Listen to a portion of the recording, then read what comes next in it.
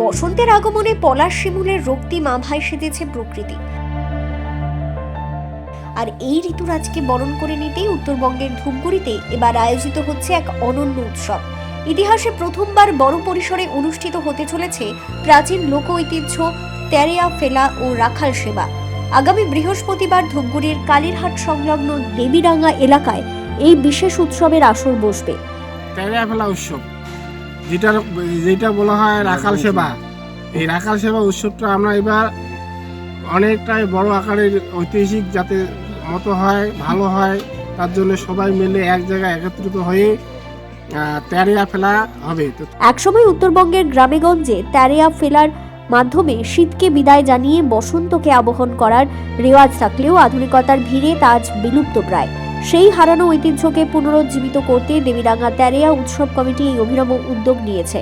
গ্রামের আবাল বৃদ্ধ বনিতা সমবেত হয়ে প্রাচীন রীতি মেনে তেরেয়া ফেলবেন। নদীর তীরে গবাদি পশুদের স্নান করিয়ে পালন করা হবে বিশেষ রীতি, যা আয়োজকদের মতে মহাভারতের যুগের ঐতিহ্যের স্মৃতিবাহী।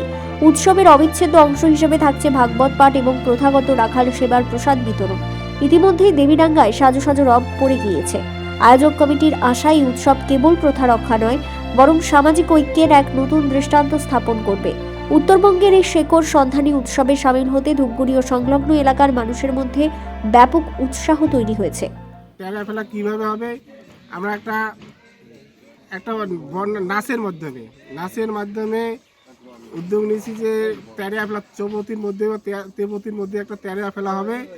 আর এটা যেন উত্তরবঙ্গের বুকে, সারা পশ্চিমবঙ্গের বুকে যেন একটা রাজবংশী সম্প্রদায়ের একটা নজিরবিহীন একটা দৃষ্টি আকর্ষণ পায়। আমরা চাই যতগুলো আমাদের রাজবংশীর কৃষ্টি আছে এগুলো অনেকগুলা ধূলিসাৎ হয়ে যাচ্ছে, কিন্তু এটা আমরা নতুনভাবে উদ্যোগ নিয়েছি তেরেয়া ফেলা উৎসব রাখাল সেবা। তেরেয়া ফেলা এটা বহুদিন আর পুরানা, আমার বাপ ঠাকুরদের ঘর আগত করে আসছে ঐতিহ্য। এই জিনিসটা দিনের দিন এই জিনিসটা নষ্ট হয়ে যাচ্ছে, যে আমার পুরানা যে জিনিসটা কালচার তেরেয়া ফেলা, সেই জিনিসটা হয়তো অনেকজন নানাভাবে খায়, সেটা নিয়মের মধ্যে চলে না। এবার এই তেরেয়া ফেলা অনুষ্ঠানটা সেটা ভাগবত থেকে বাড়ি করে নেওয়া, যে এই তেরেয়া ফেলা অনুষ্ঠানটার মধ্যে কি আছে, হ্যাঁ, তো সেটা ভাগবত থেকে এই তেরেয়া ফেলা অনুষ্ঠানটার এটা বাড়ি করে নেওয়া, সেটা আমরা একটা নিয়মের মধ্যে এই তেরেয়া ফেলা অনুষ্ঠানটাকে এবার সবাই যাতে জানিবার পারে যে এটা কৃষ্ণ পূজা হবে।